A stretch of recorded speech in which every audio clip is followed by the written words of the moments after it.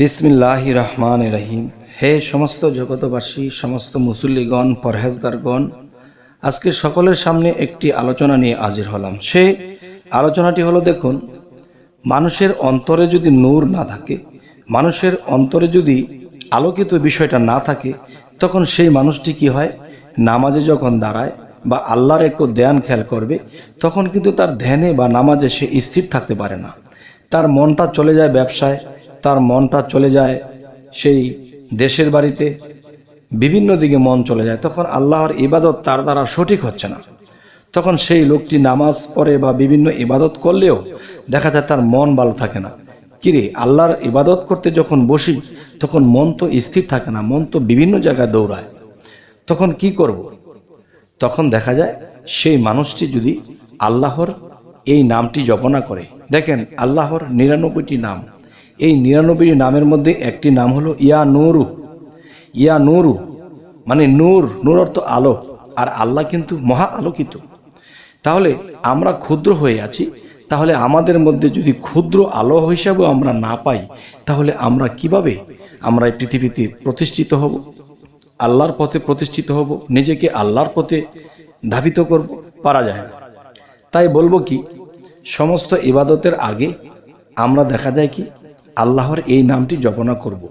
ইয়া নূরু, ইয়া নূরু, এই নামটি যদি জপনা করতে থাকি, তখন একটা সময় আমাদের হৃদয়, আমাদের অন্তর আলোকিত হবে। আমাদের হৃদয় অন্তর যখন আলোকিত হবে, তখন যখন আপনি যে কোনো ইবাদতে বসবেন, তখন দেখবেন আপনার চোখ দিয়ে গড়গড় করে পানি ঝরছে।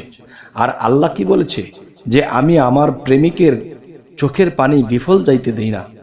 আমার প্রেমিকের পানি আমি আমার কুদরতি একটা বাটির মধ্যে রেখে দেই। যদি কোনোদিন তার জীবনে কোনো পাপ বা কোনো কিছুর জন্য সে দোজক ভোগ করতে হবে, তখন তার সেই চোখের পানি দ্বারা আমি যখন সেই পানিগুলো দোজকে নিক্ষেপ করে আবো সেই ফেরেশতাদের দ্বারা, তখন কি হবে, তখন তার সেই দোজকের আগুনগুলো নিভে যাবে। তখন কি হলো, এই চোখের পানি আমাকে দোজক থেকে বাঁচিয়ে দিল। সুবহানাল্লাহ, আলহামদুলিল্লাহ। তবে হে সমস্ত জগৎবাসী, তবে আরও একটি কথা ফাঁকে বলে নিই, যে অনেকে একটা কথা বলতে পারেন যে আপনি জগৎবাসী বলেন কেন? আমি জগৎবাসী এই জন্যই বলি যে কোরআন এবং আল্লাহ তাআলার যে কথা, এগুলো শুধু মুসলমানের জন্য নয়, এই কথাগুলো সর্বজাতির জন্য, সকল ধর্মের লোকেদের জন্য। যদি কেউ বিশ্বাস করে সে ফল পাবে, আর যদি কেউ বিশ্বাস না করে ফল পাবে না। কিন্তু এই জন্য আমি জগৎবাসী বলে থাকি।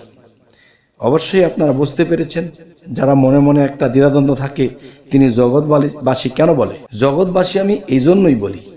আচ্ছা, তাহলে এখনকার যে আলোচনাটি আপনাদের সামনে করতেছি, যে অবশ্যই আপনারা যখন আল্লাহর ইবাদতে বসবেন, আল্লাহর ধ্যানে বলবেন, আল্লাহর এই খেয়ালে বসবেন, তখন অবশ্যই কমপক্ষে ১৭০ বার আপনি ইয়া নূরু, ইয়া নূরু, সময় লাগবে না, 10 মিনিটও লাগবে না, এর আগে হয়ে যাবে। ইয়া নূরু এই নামের জিকির যখন করবেন, তখন আপনার অন্তর পবিত্র হবে, আপনার অন্তরে আলোকিত হবে। তখন সেই আলোকিত মন নিয়ে যখন আপনি বসবেন, তখন আল্লাহ কিন্তু মহা আলোকিত। আর আপনার মধ্যে যে ক্ষুদ্র আলোকে দাঁড় করিয়েছেন, তো দুইটি আলো মিলে যখন একটি আলো হয়ে যাবে, তখন আপনার চোখ দিয়ে গড়গড় করে পানি পড়তে থাকবে, আপনার জীবনের পাপগুলো খসে পড়তে থাকবে। তাই বলি কি, আমরা আজকের পর থেকে ইবাদতের আগে আমরা অবশ্যই এই নামটি জপনা করব। আচ্ছা, শয়তান স্থান নেয় কোথায়? শয়তান অন্ধকারের মধ্যে ধাবিত হয়, অন্ধকারের মধ্যে স্থান নেয়। আর যখন আপনি ইয়া নূরু এই নামটি যখন জপবেন এবং জিকির করবেন, তখন আপনার অন্তরাত্মা যখন আলোকিত হবে, আর সেই আলোকিত স্থানে শয়তান আসতে পারবে না। আর শয়তান যদি আসতে না পারে, তখন কি হবে, আপনি নামাজে, ধ্যানে বা আল্লাহর খেয়ালে ডুবতে পারবেন। তখন কি হবে, শয়তান বলবে যে এমন নাম জপনা করেছে রে, আমি তো অন্ধকারে থাকি, সে তো সেই অন্ধকার জায়গাটাকে আলোকিত করে ফেলেছে। সুবহানাল্লাহ, আলহামদুলিল্লাহ। আল্লাহ আমাদেরকে এই নামের গুণে অবশ্যই সেই সুযোগ সুবিধাগুলো করে দেন, যার ফলে এই নামগুলো জপনা করে বড় বড় অলি আউলিয়ারা, সাধারণ মানুষ ছিলেন, তারা এই নামগুলো কৌশল করে জানতে পেরেছে যে কখন কোন নাম জপতে হবে। আর এরকমভাবে যদি কোনো মানুষ এই নামের জিকির করে, তাহলে শয়তান এখানে থাকতে পারে না। সেই অন্ধকার জায়গাটুকু যখন আলোকিত হয়, শয়তান পালিয়ে যায়। তখন এই ফাঁকে একজন বান্দা আল্লাহকে ডেকে আল্লাহকে সন্তুষ্ট করে ফেলে। তখন আল্লাহ যখন সন্তুষ্ট হয়ে যায়, তখন সেই হৃদয়, সেই অন্তরাত্মা আলোকিত হয়ে যায়। তবে হে সমস্ত জগতবাসী, আমাদের এই চ্যানেলের আলোচনা আপনাদের কেমন লাগে তা জানি না।